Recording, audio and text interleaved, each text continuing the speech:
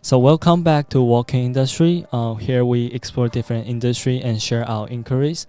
And we're the Walkin representative. I'm Jimmy Huang. I'm Anson. So here sitting beside me is Dr. Lewis, a very experienced educator. Hello, everyone. Okay, thank you for joining us. And we can start up with the first question is basically how to enter this kind of career and just talk about what you've been through. Okay. I actually my interest in education came from like national parks in the US and visiting them. Since I was little, I wanted to be that kind of educator who was out at the parks, taking people around, showing all the stuff outside, basically getting to be outside all the time. So that's what I went to school for and did internships for.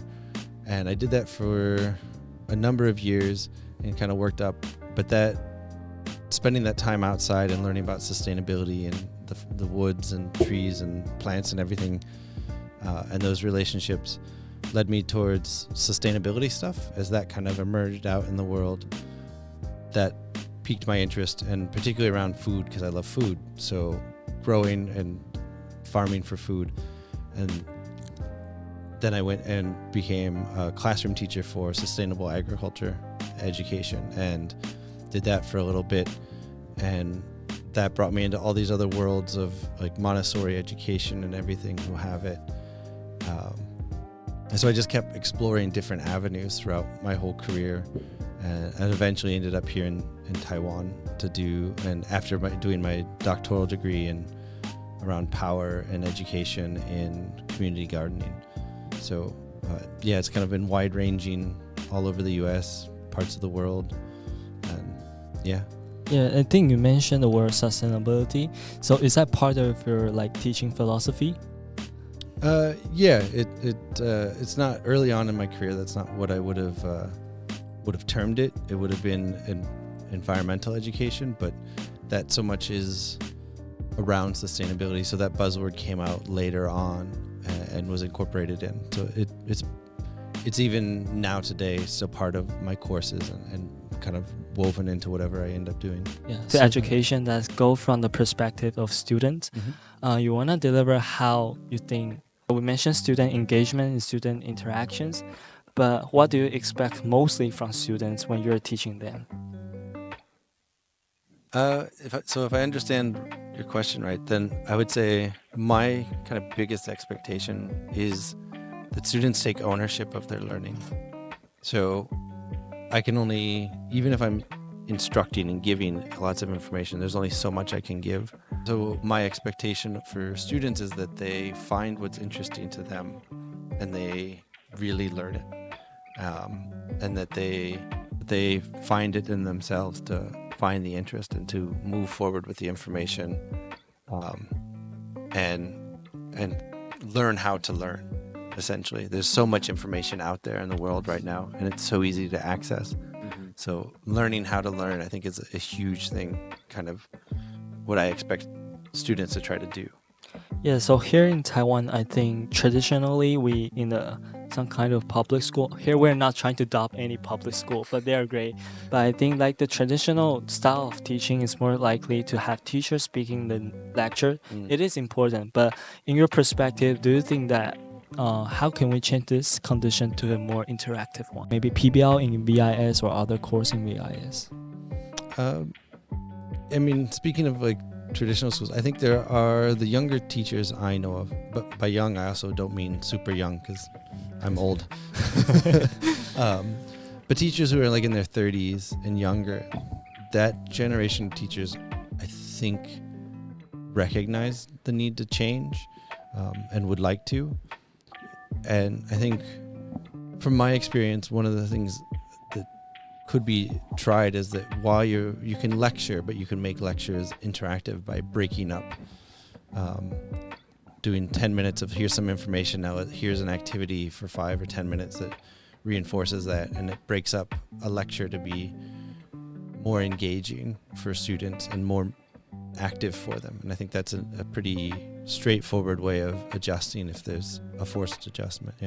Yeah, I think that's very important, especially have you ever like realized any problem with I just talk about the environment in Taiwan, the education environment. Have you realized any problem that you have solved in your career in Taiwan? Education relevant. Like any problem or what I see like is the difference? Yeah, maybe problem or like issue. I would say, I mean, there's a couple of things as Taiwan grows and as the education, younger generations come up through education to become teachers in the system. Yeah. I think the things that we would see changing, or one of them would be acceptance of like unique learning needs, or like neurodivergence is what they call it. So like autism and other special needs. A growing acceptance of them and how to work with those students within the classroom is something that's becoming more aware of the system. So I see that being a change that would come around. And I think another one is there is sort of, I could see Taiwan as it becomes more internationalized in the sense of reaching out globally as a country, becoming where it shifts a little bit away from that kind of memorization, give me information back, memorize this, give me information back, a little bit, and becoming more open to other styles of teaching. And you can see it through legislation with experimental schools like VIS, where they're given freedom to kind of do different forms of education. Yeah, I think in the past 10 years, like the education system and legislation in Taiwan has changed rapidly. We're more often open to the world because we're like students, we're international students, so we know that a lot of us start to learn English and like English relevant subjects. Go back to teachers' perspective then. So in Taiwan, actually a lot of news are saying that there's less teacher in Taiwan. Have you noticed this problem? I haven't been here long enough, only 3 years to know. But I know a lot of teachers, and I know there's less than there were. But I also know it's a global problem. So, really? Yeah, most countries in the world are running into the same issue of less people But want to why teach. is that happening? I thought teachers used to be the good right? Good thing that parents want us to be. I don't know of any definitive answer from like research or anything. I just from the teachers I know here and around, it's like a mix of things. So one of the things that teachers in Taiwan tend to have issues with is the increasing demand from parents and sort of disrespect from parents in a way. Not really disrespect, but sort of like questioning their professional capabilities. But that is also similar in the UK when I was there, and the US, as well as just growing demands for having more to do in the time they're not teaching. So most teachers in the US get maybe an hour or two a week to do prepping total. Otherwise they're teaching, and in that time there's more paperwork to do. So I think it's like a mix of things, and as society starts questioning more what teachers do, it's a sort of become a less desirable position to have, even if you love teaching. Yeah, so can you recall your first experience in like teaching experience? Yeah, I mean, depends on which one. If you want my first memory of classroom teaching or my first classroom teaching. First memory of classroom teaching. Are you nervous? Yeah, so as a classroom teacher, my first experience, my degree for agriculture education, we actually had to teach in a classroom for 3 months, which is about it's a double to 3 times, or it used to be 2 to 3 times longer than others. So science teachers were in there for like 6 weeks, and we were in there for something like 14 weeks, which was by design for the programs for agriculture education. But it was very overwhelming to start knowing that the end was months in the future, and you've never been in a classroom really before. So it was, super nervous. Agriculture education, a lot of the students who take it because they want to, or are farmers themselves. So it's a bit overwhelming because you're like, how do I know more than these kids? Like, this person's a dairy farmer. How am I going to teach them anything about cows? Because they know more than I do already. But it's also humbling because then that allows you to make it. I was forced immediately into sort of a student-oriented mindset of like, I don't know more in some cases. Other cases I do, and recognizing the difference really helped over those weeks of learning how to teach in the classroom. Yeah. So not only students are keep learning, teachers also keep learning throughout the time, right? Yeah. Then can you do you remember what kind of changes when you first step into this industry, and until now, what kind of changes have you made? The biggest, I would say the most noticeable shift for me when I think back is a shift from towards more guiding and sort of structuring the environment and for the students to learn. So not so much necessarily I'm going to speak for 50 minutes about, I don't know, cows and how to raise them. I'm going to maybe speak for 10 minutes or 15 minutes, and then we're going to have like a self-learning or some sort of project thing that builds off what I just talked about, and then we'll come back.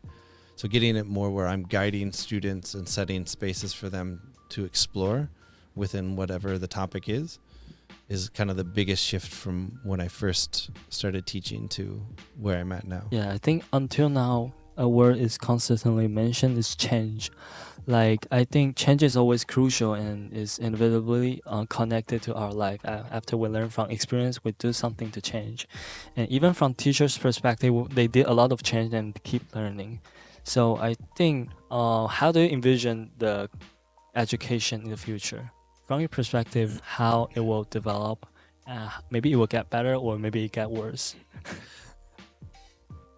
It's really hard to envision, to be honest, because the world is changing so fast. I think, yeah, it's really hard to try to envision what education would be like. But I have a feeling it would shift more to where students are learning how to find and process information and then apply that information more than let me give you information. Because as I said before, there's just so much out there. AI can give it to you. You can Google just about anything you want. We all carry phones in our pockets, which are more powerful than our laptops. So like, I think that's where education, I could envision it probably the most clearly as a shift in that direction. If someone wants to become a teacher in the future, because I have a friend that wants to become a teacher, so what would you trying to tell him, or trying to Give them advice, maybe. yeah. Advice to like future and new teachers. I think the one I've always tried to live by is not so much, I don't know if I would call it advice, but sort of endless flexibility in a way. So you're going to go to university and they're going to teach a way to teach, and then you'll get out and student teach, and your lead teacher that is in the classroom with you will have a different way.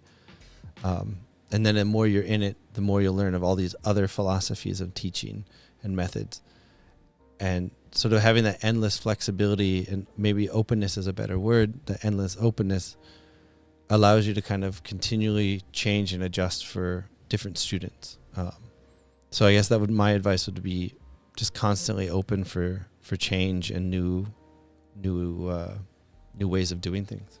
Is there a quote or something you've been remember since like you're a teenager or as a child, and that inspired you for a long time? I don't remember a specific one from my childhood, but I know a lot of kind of what I was inspired to do things outdoors was from a guy older than my parents, Aldo Leopold, who did a lot of nature writing and like started a lot of good conservation movements and philosophies. So that's his philosophy has influenced me a lot as a youth for how I view the world. In terms of education, when I was at a program in New England in the United States, there's a guy, David Orr, who said all education is environmental education, and then he spent a whole book explaining what he meant. But essentially, that idea has always stuck with me. So like how I teach, what I choose to teach and not teach, tells my students what is important in the world. So it makes me very conscious about what I say and don't say. Yeah, that's the end for the episode 1. Really appreciate that Dr. Lewis can come to our studio and explain and share a lot of experience in his educational experiences.